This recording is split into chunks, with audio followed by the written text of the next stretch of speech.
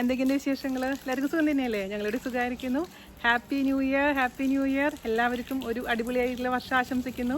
അപ്പോൾ ഈ വർഷത്തെ ആദ്യത്തെ റെസിപ്പി എന്ന് പറയുന്നത് എൻ്റെ അമ്മാമ്മയുടെ അതുപോലെ തന്നെ അമ്മയുടെ സ്പെഷ്യൽ ആയിട്ടുള്ള റെസിപ്പിയാണ് കപ്പയും ചാളയും. ഇപ്പോൾ ചാള എന്ന് പറഞ്ഞാൽ മത്തി. അപ്പോൾ മത്തി കിട്ടിയിട്ടില്ലെങ്കിൽ നിങ്ങൾക്ക് ഏത് മീൻ വെച്ചിട്ടും തയ്യാറാക്കാം. അതുപോലെ തന്നെ ഞാൻ ഇതിൽ ഈ കൊള്ളിയുടെ കൂട്ടത്തിൽ കൂടെ തന്നെ ചേമ്പിൻ്റെ വിത്ത്, ചേമ്പിൻ്റെ കട, ചേമ്പിൻ്റെ താള് ചേർത്തിട്ടുണ്ട് കേട്ടോ. അപ്പോൾ നിങ്ങൾക്ക് കിട്ടുകയാണെങ്കിൽ അതും കൂടെ ആഡ് ചെയ്യാം. അതല്ല എന്നുണ്ടെങ്കിൽ കൊള്ളിയും ചാളയും മാത്രം വെച്ചിട്ടും തയ്യാറാക്കി നോക്കൂ. അപ്പോൾ ഒട്ടും താമസിയാതെ നമുക്ക് എങ്ങനെയാണ് രുചികരമായുള്ള ചാളയും കപ്പയും തയ്യാറാക്കാം എന്ന് നോക്കിയിട്ട് വരാം. ഓക്കെ, അപ്പോൾ നമ്മൾ അമ്മാമ്മ സ്പെഷ്യൽ കൊള്ളിയും ചാളയും ഉണ്ടാക്കാൻ പോവാം. അത് നമ്മൾ സ്പെഷ്യൽ റെസിപ്പിയാണ് കേട്ടോ. നിങ്ങൾ ഉണ്ടാക്കിയിട്ടുണ്ടാകും പലരും, പക്ഷേ ഞാൻ കാണിച്ചു തരാം. അപ്പോൾ അതിനുവേണ്ടി നമ്മൾ അജി ചേച്ചി ചാള അല്ലെങ്കിൽ മത്തി ക്ലീൻ ചെയ്തുകൊണ്ടിരിക്കുകയാണ്. അപ്പോൾ ഇതിന് വേണ്ടി ഞാൻ 2 തരത്തിൽ കാണിക്കുന്നുണ്ട്, തേങ്ങ ചേർത്തിട്ടും തേങ്ങ ചേർക്കാണ്ടും. അപ്പോൾ ഇത് മൊത്തം 1.5 കിലോ ചാളയുണ്ട്. അജി ചേച്ചി പറയായിരുന്നു അമ്മയൊക്കെ ഉള്ള സമയത്ത് അമ്മയൊക്കെ വലിയ ചാള, നെയ്യുള്ള ചാളയാണ് കൂടുതൽ ഉപയോഗിക്കാറുള്ളത്. അതാണ് കൂടുതൽ ടേസ്റ്റ് എന്ന് പറയുന്നത്. അപ്പോൾ നെയ്ച്ചാള കിട്ടുകയാണെങ്കിൽ അത് ഉപയോഗിക്കും കേട്ടോ. അപ്പോൾ ദേ നമ്മുടെ മത്തി ക്ലീൻ ചെയ്ത് വെച്ചിട്ടുണ്ട്. ഇനി നമുക്ക് ഇതിനെ വറ്റിച്ചെടുക്കണം. 2 പാർട്ടായിട്ടാണ് ഞാൻ കാണിക്കുന്നത്, അതായത് 2 റെസിപ്പി ആയിട്ടാണ് ഞാൻ കാണിക്കുന്നത് കേട്ടോ. പക്ഷെ നമ്മൾ ആദ്യത്തെ പോർഷൻ എന്ന് പറഞ്ഞാൽ സെയിം പോലെ തന്നെയാണ്. അപ്പൊ ആദ്യം തന്നെ മൊത്തത്തിൽ ഇപ്പൊ ഇത് 1.5 കിലോ മത്തി വറ്റിക്കാൻ, അതിൽ നിന്ന് ഞാൻ പകുതി എടുത്തിട്ടാണ് മറ്റേ റെസിപ്പി കാണിക്കാൻ പോകുന്നത്. 1.5 കിലോ മത്തിയുടെ അളവാണ് ഞാൻ പറയാൻ പോകുന്നത് കേട്ടോ. ഇപ്പൊ നമ്മുടെ ചട്ടിയിലോട്ട് എത്ര സ്പൂൺ കിട്ടണം ചേച്ചി 1.5 കിലോ എന്ന് പറയുമ്പോൾ? അപ്പൊ 5 ടീസ്പൂൺ. പിന്നെ നിങ്ങളുടെ കയ്യിൽ കിട്ടുന്ന മുളകിന്റെ എരിവ് അനുസരിച്ച് വേണം കേട്ടോ ചെയ്യാൻ. അപ്പൊ 5 ടീസ്പൂൺ മുളക് പൊടി ഇട്ടിട്ടുണ്ട്. 1/2 ടീസ്പൂണോളം മഞ്ഞൾപ്പൊടി നമുക്ക് ഇട്ട് കൊടുക്കാം. ആവശ്യത്തിന് ഉപ്പ് 1.5 ടീസ്പൂൺ. ഉപ്പൊക്കെ പിന്നെ നോക്കിയിട്ട് നമുക്ക് ആവശ്യത്തിനനുസരിച്ച് ഇടാം. ഇനി നമുക്ക് ചേർത്ത് കൊടുക്കേണ്ടത് പുളി. ഇപ്പോൾ കുടംപുളി ചേർത്തിട്ടുണ്ടാക്കാം, കുടംപുളി ഇല്ലാണ്ട് ഉണ്ടാക്കാം. പക്ഷെ നമുക്ക് വേപ്പില വേണം. കുടംപുളി 2 പീസ് നന്നായി വാഷ് ചെയ്ത് ഇട്ട് കൊടുത്തിട്ടുണ്ട്. കറിവേപ്പിലയും കൂടി ഇട്ട് കൊടുക്കാം. നമുക്ക് വെള്ളം ഒഴിച്ച് കൊടുക്കാം. മീൻ കഴിക്കാത്തവരാണെങ്കിൽ ഈ സമയത്ത് ഇതിൻ്റെ രുചി ഒന്ന് നോക്കുക, അതായത് ഉപ്പും എരിവൊക്കെ എങ്ങനെയാണെന്ന് നോക്കുക. എന്നിട്ട് നമുക്ക് മീനിട്ട് കൊടുത്തിട്ട് വറ്റിച്ച് അങ്ങനെ എടുക്കാം. 1.5 കിലോ മീൻ എന്ന് പറയുമ്പോൾ നമ്മൾ അതിൻ്റെ കട്ട് ചെയ്ത് കളയുമ്പോൾ സത്യം പറയുമ്പോൾ വെയിറ്റ് നോക്കി കഴിഞ്ഞാൽ 1 കിലോ ഉണ്ടാവുള്ളൂ. പക്ഷെ എന്നാലും നമ്മൾ പറയുമ്പോൾ കണക്ക് 1.5 കിലോ മീനാണ് നമ്മൾ വാങ്ങിച്ചിരിക്കുന്നത് കേട്ടോ. ഈ മീനിൻ്റെ മുകളിൽ നിൽക്കുന്ന രീതിയിൽ വെള്ളം കേട്ടോ. അന്ന് തുറന്ന് വെച്ചിട്ടുണ്ട്, അതിന് തിളച്ചതിന് ശേഷം അടച്ചു വെക്കാന്ന് പറയണ ചേച്ചി. ഇപ്പോൾ മീൻ തിളയ്ക്കാൻ തുടങ്ങി നന്നായിട്ട്. അടച്ചു വെച്ചിട്ടുണ്ടായിരുന്നു, ഇപ്പോൾ തുറന്നു. ഇനി വറ്റിച്ചെടുത്താൽ മതി അല്ലേ? നല്ല മണക്ക് വരുന്നുണ്ട് കേട്ടോ. നമ്മുടെ മീൻ കറി ചാളക്കറി വറ്റിയിട്ടുണ്ട്. പക്ഷേ ശ്രദ്ധിക്കേണ്ട ഒരു കാര്യം, കുറച്ച് ചാറ് വേണം കേട്ടോ. കാരണം നമ്മൾ ഇനി ഇതിലേക്ക് കപ്പ, ചേമ്പ്, താളെല്ലാം ചേർക്കില്ല. അപ്പോൾ ഇതിൻ്റെ ഗ്രേവി അതിലേക്ക് വേണം, എന്നാലും കളറും കിട്ടുള്ളൂ, എരിവും കിട്ടുള്ളൂ. അപ്പോൾ ഒരുപാടങ്ങ് വറ്റിക്കരുത്. കുറച്ച് ചാറ് താഴെ ഉണ്ടെന്ന് ഉറപ്പ് വരുത്തണേ. ഇനി ഇത് ചൂടാറി കഴിഞ്ഞതിന് ശേഷം ഇതിൻ്റെ നമുക്ക് മുള്ളെല്ലാം മാറ്റണം. അതാണ് അടുത്ത സ്റ്റെപ്പ്. ഇവിടെ ഇരിക്കട്ടെ. ഇരിക്കുന്ന തോറും ഇങ്ങനെ നല്ലോണം അങ്ങനെ പിടിച്ചോളൂ അതിലോട്ട്, ഉപ്പും പുളിയും എരിവൊക്കെ. ഇനി നമുക്ക് ഇതിലേക്ക് വേണ്ടത് കൊള്ളിയാണ്, അതായത് കപ്പ. അപ്പോൾ അത് 1 കിലോണ് കുട്ടട വാങ്ങിച്ചിട്ടുണ്ടായിരുന്നേ. അപ്പോൾ അത് തന്നെ കട്ട് ചെയ്ത് വെക്കാം. അങ്ങനെ ഞങ്ങൾ ചേമ്പ് അന്വേഷിച്ച്, നമ്മുടെ പറമ്പിൽ ചേമ്പില്ല കേട്ടോ, ചേമ്പ് അന്വേഷിച്ച് വന്നിരിക്കുകയാണ് അപ്പുറത്തെ വീട്ടിലോട്ട്.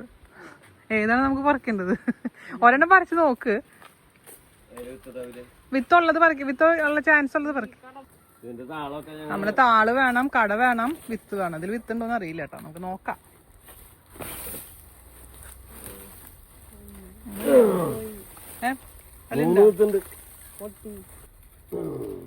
ഒരു കുഞ്ഞി മറ്റേ തന്നെ ഇതെടുത്തോ. നമുക്ക് ഇതും കൂടെ ഏതെങ്കിലും ഒരു ചേമ്പ് പറിച്ചു നോക്ക്, വിത്തുണ്ടോ നോക്കാൻ വേണ്ടിട്ട്. അല്ലെങ്കിൽ വിത്ത് വാങ്ങിക്കുക. കട വേണം നമുക്ക് എന്തായാലും. ചേമ്പിന്റെ കടയും വേണം, താളും വേണം, വിത്തും വേണം. അപ്പൊ ഇതൊന്നും ഇല്ലാത്തവർക്ക് കപ്പ വെച്ചിട്ടുണ്ടാക്കാം കേട്ടോ. കപ്പ മാത്രം ചേർത്തിട്ടുണ്ടാക്കാം. പക്ഷെ ഇത് ആണെങ്കിൽ കൂടുതൽ ടേസ്റ്റ് ആയിരിക്കും. അല്ല ഉണ്ടാ അവിടെ ഒന്നുമില്ല അതില്. ചേമ്പവിടെ അല്ല, ചേമ്പിന്റെ വിത്തില്ല അതിന് കുഞ്ഞി. വിത്ത് നമ്മളെ വീട്ടിൽ വാങ്ങിച്ചിട്ടുണ്ട്. എന്തായാലും സംഭവം പാളിപ്പോയി, ഒന്നിലും ഇല്ല വിത്ത്. അപ്പൊ വിത്ത് വേറെ, നമുക്ക് കടയിൽ വേണം. അത് കട മുറിച്ചിട്ട് വേണം. അടിയിലുണ്ടോ നോക്കാം തന്നെ പറഞ്ഞ പോലെ. എന്തോരം ചേമ്പായിരുന്നു അമ്മയുള്ള കാലത്ത്. അതെന്തിനാ? അതിനുള്ളിലുണ്ടോ നോക്ക്. വെയില്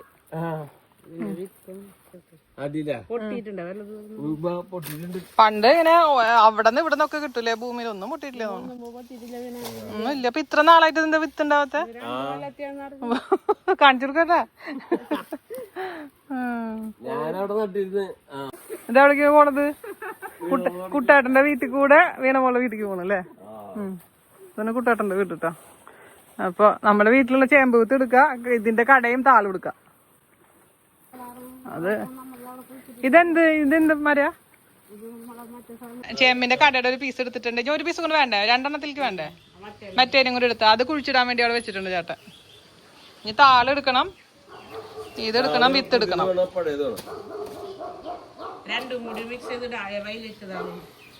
അപ്പൊ നമുക്ക് ചേമ്പിന്റെ വിത്ത് റെഡി. ഇത് നന്നാക്കിയതാണ് കേട്ടോ കുറച്ച്. ഇത് ചേമ്പിന്റെ കട, ഇത് ചേമ്പിന്റെ താള്. അപ്പൊ രണ്ടു തരത്തിൽ കാണിച്ചു തരാം. ഏതാണ് ഇഷ്ടമുള്ളത് അത് നിങ്ങൾ ചെയ്ത് നോക്കിക്കോളൂ. അമ്മയൊക്കെ ഉണ്ടായിരുന്നപ്പോ തേങ്ങ അരച്ചിട്ടല്ലേ ചെയ്യാറുണ്ടായിരുന്നല്ലോ. ചേമ്പിന്റെ കട നല്ല ടേസ്റ്റ് ആണ്. കൈയൊന്നും മുറിക്കണ്ട കേട്ടോ. പകുതി കളയുന്നുണ്ട് കേട്ടോ ചേച്ചി. പകുതി കളയുന്നുണ്ട് അതിന്റെ.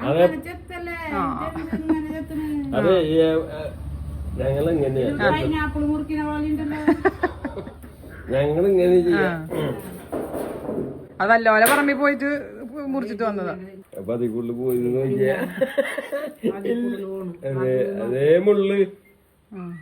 എന്തായാലും കൊള്ളാം. ഇതിപ്പോ ഇതുപോലെ ചെയ്തിട്ട് രണ്ട് ടൈപ്പ് ചേമ്പായതുകൊണ്ട് തന്നെ രണ്ട് കളർ ഇട്ടാ. ഇത് രണ്ട് കട, ഇത് വിത്ത്.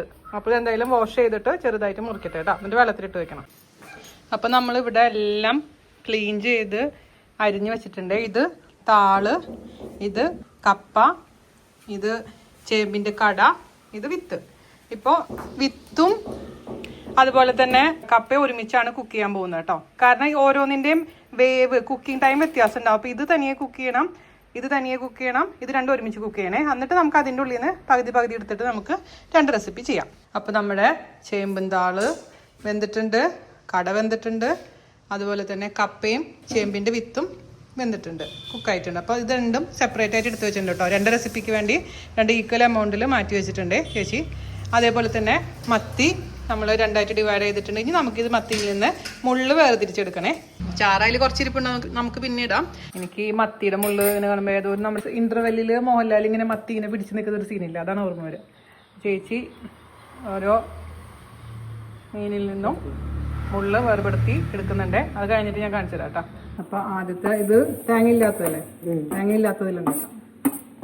മീനിന്റെ കഷ്ണങ്ങൾ ഇട്ട് കൊടുത്തിട്ടുണ്ട്. ഇത് കുറച്ച് ചാറ്, അതിലോട്ട് നമുക്ക് മഞ്ഞപ്പൊടി ഉപ്പിട്ട് വേവിച്ച് വെച്ചിരിക്കുന്ന കൊള്ളിയും പിന്നെന്താണ് ചേമ്പിന്റെ വിത്തും ചേർത്ത് കൊടുക്കാം. അപ്പൊ നിങ്ങളുടെ അടുത്ത് താളില്ലാന്നുണ്ടെങ്കിൽ നിങ്ങൾ ബാക്കിയുള്ളത് ആഡ് ചെയ്താൽ മതി കേട്ടോ. താള് ഏറ്റവും ടേസ്റ്റ് ഉള്ള സംഭവമാണ് ഇതിലിട്ട് കഴിഞ്ഞാൽ.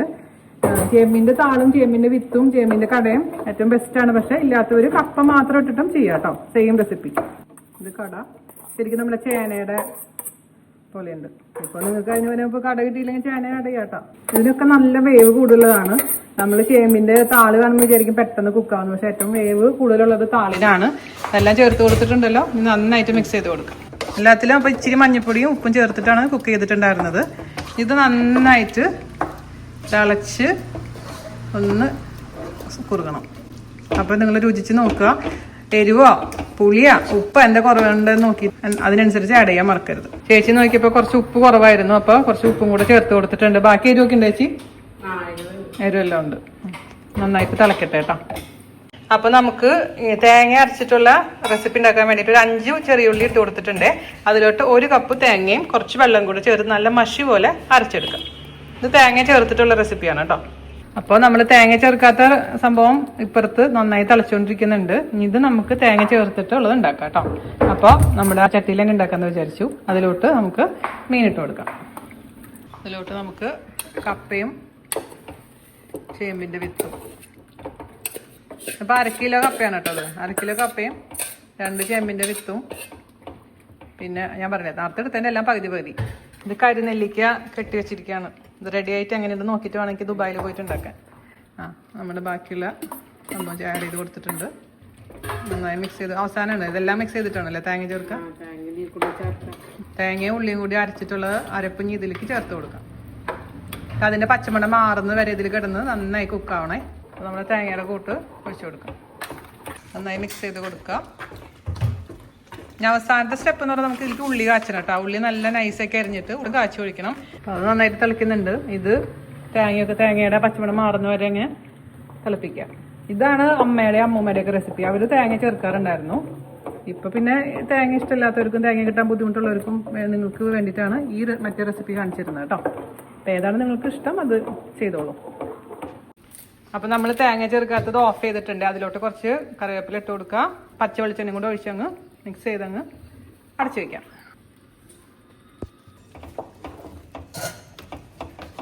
ഇതിലേക്ക് നമ്മൾ ഉള്ളി കാച്ചുന്നില്ല കേട്ടോ. അടച്ചു വെച്ചിട്ടുണ്ട്. ഇത് ഒന്നുകൂടെ നന്നായി തിളയ്ക്കാനുണ്ട്. അതിനുശേഷം നമുക്ക് ഇതിലേക്ക് ഉള്ളി കാച്ചാം.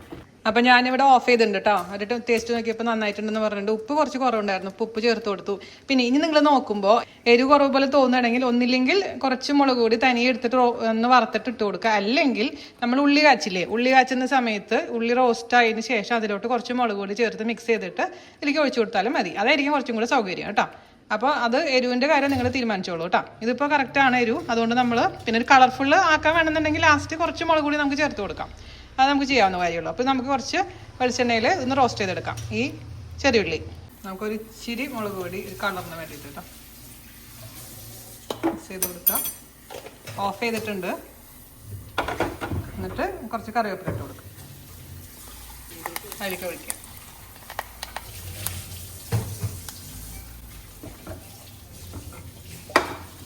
മിക്സ് ചെയ്ത് കൊടുക്കുക. അടച്ച് വെക്കുക. കുറച്ച് കഴിഞ്ഞിട്ട് അങ്ങ് കഴിക്കാം. അമ്മ എൻ്റെ അമ്മ സ്പെഷ്യൽ. നാട്ടിൽ വന്നിട്ട് ഈ വർഷത്തെ വീഡിയോ നാട്ടിൽ നിന്ന് നല്ല വെയിലല്ലേ. അപ്പോൾ നമ്മുടെ വീഡിയോ ഇഷ്ടപ്പെട്ടു എന്ന് വിശ്വസിക്കുന്നു. എല്ലാവരും തയ്യാറാക്കി നോക്കണേ. അതുപോലെ തന്നെ പഴയ വീഡിയോസ് കാണാൻ മറക്കരുത്. അപ്പോൾ അടുത്ത അടിപൊളിയായിട്ട് റെസിപ്പി ആയിട്ട് വരുന്നവരെ നന്ദി, നമസ്കാരം. Thank you. ബൈ.